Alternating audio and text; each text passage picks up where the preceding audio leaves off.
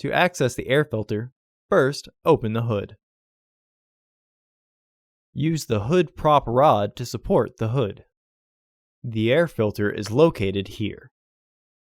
Disconnect the sensor by pressing the back tab down and pulling backwards. Disengage the sensor wires from their catch. Remove the screws using a Phillips head screwdriver.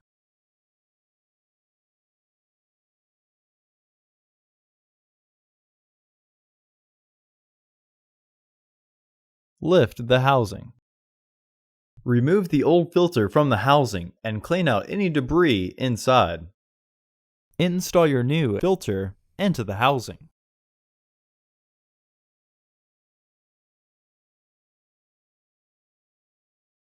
Reinstall the screws.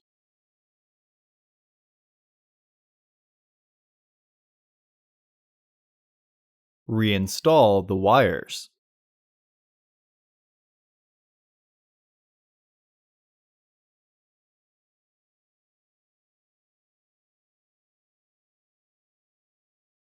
Remove the hood prop rod and close the hood. Order your parts today at filterheads.com. Also, please like our video and subscribe to our channel so you won't miss any new content.